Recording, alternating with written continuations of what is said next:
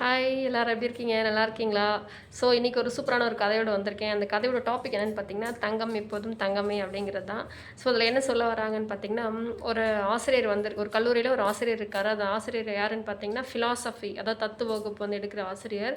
அவர் என்ன பண்ணுறாருங்க, காலேஜ் போகிற கிளாஸ்க்குள்ளே போகிறாரு. போனதுக்கப்புறமா அவர் கையில் ஒரு தங்க காசு வந்து வச்சுருக்காரு. அந்த தங்க காசை வச்சுட்டு, நான் கேட்குற கொஷினுக்கு வந்து நீங்கள் கரெக்டாக ஆன்சர் பண்ணிங்கன்னா இந்த தங்க காசு வந்து கொடுக்குறேன் அப்படின்ற மாதிரி சொன்ன உடனே எல்லாரும் வந்து கைத்தட்ட ஆரம்பிக்கிறாங்க.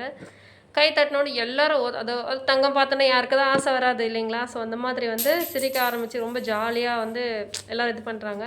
ஸோ உடனே அந்த ஆசிரியர் அது என்ன பண்ணாரோ, அந்த கையில் இருக்க தங்க காசை வந்து கீழே போட்டு அதை நல்லா தேய்ச்சிட்டு அவரோட காலால் போட்டு நல்லா மிதிக்கிறாரு. எல்லோரும் வந்து ஒரு ஆச்சரியமான ஒரு பார்வையோட, இவர் என்ன எல்லாத்தையும் கீழே போட்டு பண்ணுறாரே அப்படின்னு சொல்லிட்டு பார்க்குறாங்க. இப்போ இது யாருக்கு வேணும் அப்படின்னு சொல்லிட்டு கேட்குறாருங்களா. கேட்ட உடனே அப்பயும் வந்து எல்லாருமே வந்து கை தூக்குறாங்க. எனக்கு வேணும், உனக்கு வேணும் அப்படின்ற மாதிரி கை தூக்குறாங்க. மூணாவது என்ன பண்ணார், அவரோட பேக்கில் வந்து ஒரு சுத்தி ஒன்று வச்சுருக்காரு. அந்த சுத்தி வந்து எடுத்து அந்த காசை வந்து போட்டு அடிக்கிறாரு. ஸோ அடித்தா அது எப்படி இருக்கும், அதாவது பொத்தலாகலாம், இல்லை உடையில என்ன வேணா ஆகலாம் இல்லைங்களா. இப்போ இந்த காசு யாருக்கு வேணும் அப்படின்னு சொல்லிட்டு கேட்குறாரு. அப்பயும் வந்து சொல்கிறாங்க, இல்லை எனக்கு வேணும், உனக்கு வேணும் அப்படின்ற மாதிரி வந்து சொல்கிறாங்க.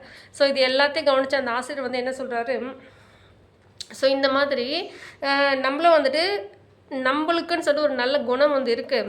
ஸோ இதை வந்துட்டு உள்ளார்ந்த ஒரு குணம் இருக்குது. ஸோ இது வந்து யார் வந்து உங்களை வந்து என்ன வந்து சொன்னாலுமே வந்து அது வந்து மாறப்போகிறது கிடையாது. கரெக்டுங்களா? ஸோ அதனால் வாழ்க்கையில் வந்து நம்ம நிறைய தோல்விகள் வந்து சந்தித்தாலுமே வந்துட்டு மற்றவர்கள் வந்து நம்ம விமர்சிக்கலாம், என்ன வேணால் சொல்லலாம்.